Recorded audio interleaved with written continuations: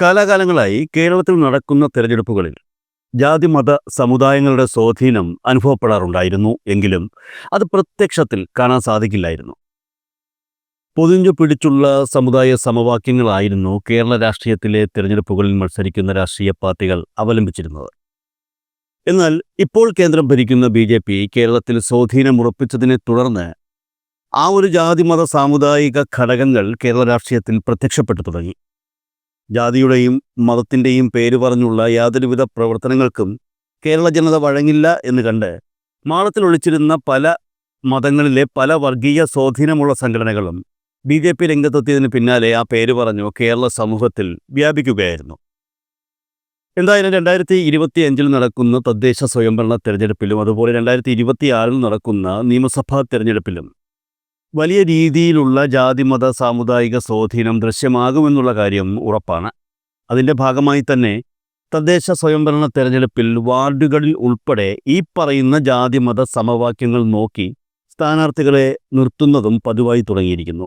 നമുക്കറിയാം, Muslim League, SDPI, INL, welfare party, കാസയുടെ രാഷ്ട്രീയ പാർട്ടി, BDJS ഇത്തരത്തിൽ മതവും ജാതിയും അടിസ്ഥാനമാക്കി രൂപമെടുത്ത ഒത്തിരി രാഷ്ട്രീയ പാർട്ടികൾ കേരളത്തിലുണ്ട്. അവയിൽ പലതും തീവ്ര നിലപാടുകൾ വച്ചു പുലർത്തുന്നതാണെന്നും നമുക്കറിയാം. എന്നാൽ ഇവിടെ പ്രധാനമായി മനസ്സിലാക്കാനുള്ള ഒരു കാര്യം, NDA മുന്നണിയിൽ നിൽക്കുന്ന രാഷ്ട്രീയ പാർട്ടികളെല്ലാം ഇത്തരത്തിൽ ജാതി മത സാമുദായങ്ങളുടെ ഭാഗമായി രൂപമെടുത്തവയാണ് എന്നുള്ളതാണ്. അത്തരത്തിൽ കേരളത്തിലെ NDA മുന്നണിയിൽ സജീവമായി തുടർന്നു വരുന്ന ഒരു രാഷ്ട്രീയ പാർട്ടിയാണ് BDJS.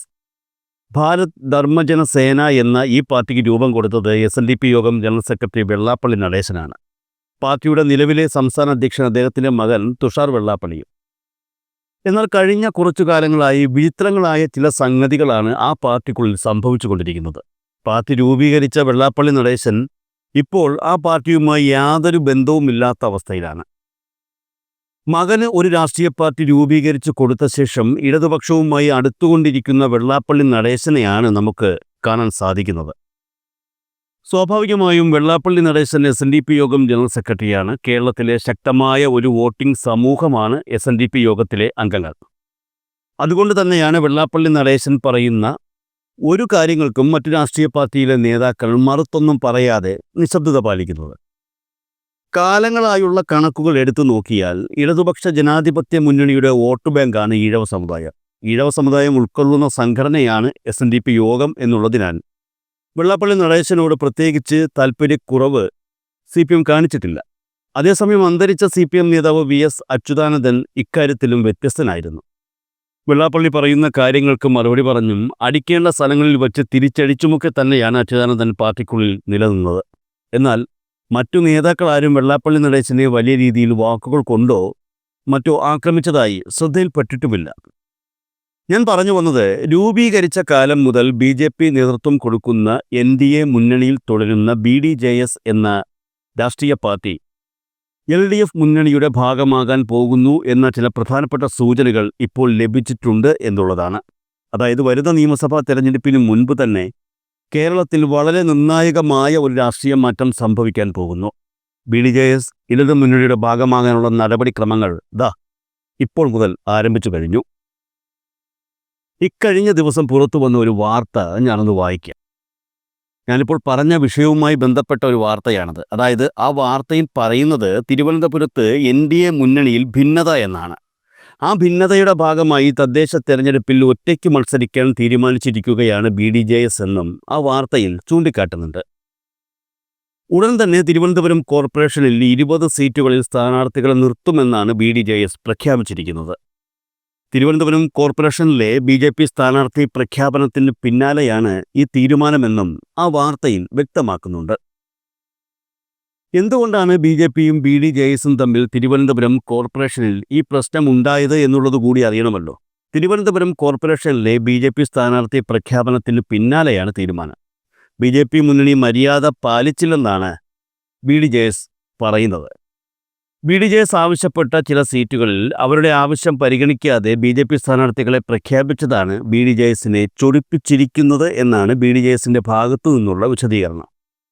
ഈ മോങ്ങാനിരുന്ന നായുടെ തലയിൽ തേങ്ങ വീഴും പോലെ എന്നൊരു പഴഞ്ചൊല്ല് മലയാളത്തിലുണ്ട്. ആ പഴഞ്ചൊല്ലിനെ അനുസ്മരിപ്പിക്കുന്ന വിധത്തിലാണ് BDJS ഇപ്പോൾ ഈ വിഷയത്തിൽ പ്രതികരിച്ചിരിക്കുന്നത് എന്നാണ് മനസ്സിലാക്കാൻ സാധിക്കുന്നത്. അതായത് തങ്ങൾ നിലവിൽ നിലകൊള്ളുന്ന NDA മുന്നണി വിടണമെന്ന ആഗ്രഹം കുറച്ചുനാളായി BDJS മനസ്സിൽ സൂക്ഷിക്കുന്നുണ്ട്. പാർട്ടിയുടെ സ്ഥാപക അംഗമായ വെള്ളാപ്പള്ളി നടേശൻ ഇപ്പോൾ BDJS എന്ന രാഷ്ട്രീയ പാർട്ടിയുമായി ബന്ധമില്ലാതിരിക്കുന്ന ഈ സാഹചര്യത്തിൽ പതിയെ BJP മുന്നണിയിൽ നിന്നും പുറത്തെത്തിക്കാനുള്ള ശ്രമങ്ങൾ നടത്തുന്നത് അദ്ദേഹം തന്നെയാണ്. ഈ പ്രവർത്തനങ്ങൾ കഴിഞ്ഞ കുറച്ചു കാലമായി നടന്നു വരുന്നുണ്ട്. BDJS BJP മുന്നണി വിട്ട് അവരുമായുള്ള എല്ലാ ബന്ധവും ഉപേക്ഷിച്ച് എത്തിയാൽ LDFിൻ്റെ ഭാഗമാക്കാം എന്ന ഉറപ്പും വെള്ളാപ്പള്ളി നടേശന് ലഭിച്ചിട്ടുണ്ട് എന്നാണ് മനസ്സിലാക്കാൻ സാധിക്കുന്നത്. എന്നാൽ വെറുതെ ഒരു മുന്നണിയിൽ നിന്നും പുറത്തു കടക്കാൻ ഒരിക്കലും സാധിക്കില്ലല്ലോ. അതിനായി ഒരു കാരണം കണ്ടുപിടിക്കാനുള്ള ശ്രമങ്ങളിലായിരുന്നു BDJS നേതാക്കൾ. ആ കാരണമാണ് തിരുവനന്തപുരം കോർപ്പറേഷനിലെ BJP സ്ഥാനാർത്ഥി നിർണയത്തോടെ തുറന്നു വന്നിരിക്കുന്നത്. തദ്ദേശ സ്വയംഭരണ തെരഞ്ഞെടുപ്പിൽ BJP പ്രതീക്ഷിച്ച മുന്നേറ്റം തിരുവനന്തപുരം കോർപ്പറേഷനിൽ കാഴ്ചവെക്കില്ല എന്നാണ് BJPയുടെ തന്നെ ചില ആഭ്യന്തര സർവേകൾ ചൂണ്ടിക്കാട്ടുന്നത്. കടബാധ്യതയുടെ പേരിൽ BJP കൗൺസിലർ ആത്മഹത്യ ചെയ്തതുൾപ്പെടെയുള്ള ചില പ്രതികൂല സാഹചര്യങ്ങൾ തിരുവനന്തപുരത്ത് നിലനിൽക്കുന്നുണ്ട്.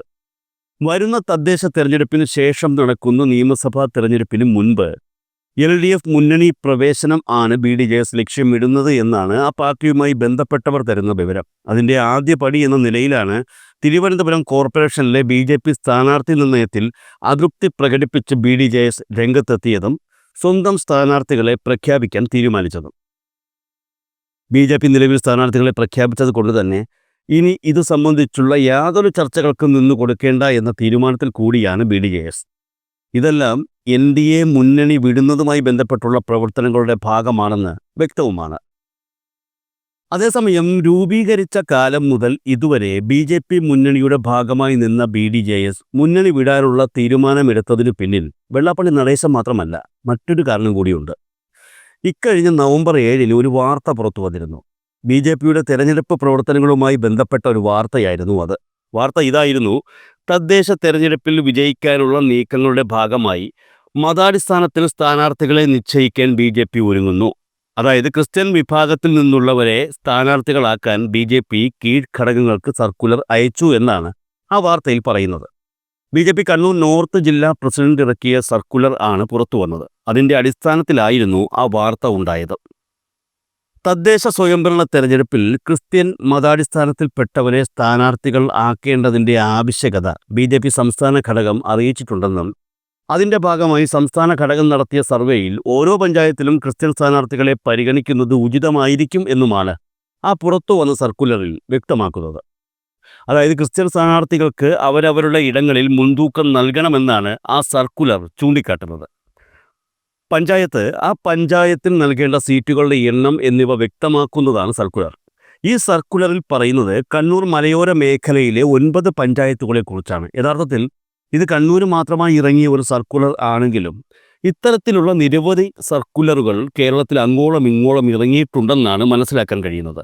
ഇതിലെല്ലാം ക്രിസ്ത്യൻ വിഭാഗങ്ങൾക്ക് പ്രാമുഖ്യം നൽകിക്കൊണ്ടുള്ള ഒരു തെരഞ്ഞെടുപ്പ് തന്ത്രമാണ് BJP മുന്നിൽ കാണുന്നതെന്ന് വ്യക്തവുമാണ്. ക്രൈസ്തവ ഇസ്ലാം വിശ്വാസികൾ തമ്മിൽ നിലനിൽക്കുന്ന ആശയപരമായ സംഘടനകളിൽ ഈ പറയുന്ന BJPയും അനുബന്ധ സംഘപരിവാർ സംഘടനകളും ക്രൈസ്തവ വിഭാഗത്തിന് ഒപ്പം ചേർന്നുകൊണ്ടുള്ള പ്രവർത്തനങ്ങളാണ് നടത്തുന്നതെന്ന് നമുക്കറിയാം. BJP നേരത്തെ കൊണ്ടുവന്ന ലവ് ജിഹാദ് വിവാദമൊക്കെ പിൽക്കാലത്തെ ക്രിസ്ത്യൻ സഭകൾ ഏറ്റെടുത്തതുമൊക്കെ നമുക്ക് മുന്നിലുണ്ട്. മാത്രമല്ല, ഇപ്പോൾ ക്രൈസ്തവ വിഭാഗത്തിൽ നിന്നും നിരവധി പേർ BJPയിലേക്ക് എത്തുന്നുമുണ്ട്. മുസ്ലിങ്ങൾ BJPയിലേക്ക് എത്തുന്നുണ്ടെങ്കിലും അതിനെത്രയോ ഇരട്ടിയാണ് ക്രൈസ്തവ വിഭാഗത്തിൽ നിന്നും BJPയിലേക്ക് എത്തുന്നവരുടെ എണ്ണം. ക്രൈസ്തവ വിഭാഗങ്ങൾക്ക് ഇത്തരത്തിൽ വളരെ പ്രാധാന്യം നൽകുന്ന BJPയുടെ ഈ നടപടി BDJS വലിയ രീതിയിലുള്ള എതിർപ്പുകൾ ഉയർത്തിയിട്ടുണ്ട് എന്നാണ് മനസ്സിലാക്കാൻ സാധിക്കുന്നത്. ക്രിസ്ത്യാനികൾക്കും മുസ്ലിങ്ങൾക്കും വലിയ രീതിയിലുള്ള പ്രാധാന്യമൊന്നും നൽകേണ്ട എന്നൊരു ചിന്താഗതിയാണ് BDJSുമായി ബന്ധപ്പെട്ട പലരും വച്ചു പുലർത്തുന്നതെന്ന് പല ഉദാഹരണങ്ങളും നമുക്ക് മുന്നിൽ വ്യക്തവുമാണ്. തിരുവനന്തപുരം കോർപ്പറേഷൻ തെരഞ്ഞെടുപ്പിൽ ആദ്യഘട്ട പട്ടികയിൽ 67 വാർഡുകളിലെ സ്ഥാനാർത്ഥികളെയാണ് BJP സംസ്ഥാന അധ്യക്ഷൻ രാജീവ് ചന്ദ്രശേഖർ പ്രഖ്യാപിച്ചത്. ഇതിൽ പല വാർഡുകളിലും നേരത്തെ BDJS BJPയോട് ചോദിച്ചിട്ടുള്ളതാണ്.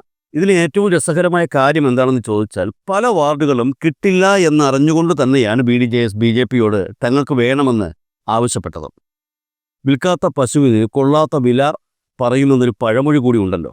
അതുകൊണ്ട് ചോദിക്കുന്ന വാർഡ് കിട്ടില്ല എന്ന് അറിഞ്ഞുകൊണ്ട് തന്നെ ചോദിച്ചിരിക്കുകയാണ് BDJS എന്നാണ് മനസ്സിലാക്കാൻ സാധിക്കുന്നത്. ഇനി അറിയാൻ ഒറ്റ കാര്യം മാത്രമേയുള്ളൂ. BDJSന്റെ നിബന്ധന ഏറ്റെടുത്ത് അവർ ചോദിക്കുന്ന വാർഡുകൾ BJP അവർക്ക് വിട്ടുകൊടുക്കുകയാണെങ്കിൽ അടുത്തത് എന്ത് കാരണമുണ്ടാക്കി BDJS മുന്നണി വിടും എന്നുള്ളതാണ്. സംശയമെന്ത്? മറ്റൊരു കാരണം കണ്ടുപിടിക്കും. വരുന്ന നിയമസഭാ തെരഞ്ഞെടുപ്പിന് മുൻപ് തങ്ങളുടെ സ്ഥാവര ജംഗമ വസ്തുക്കളെല്ലാം പറക്കിക്കെട്ടി അവർ LDFൽ എത്തുകയും ചെയ്യും.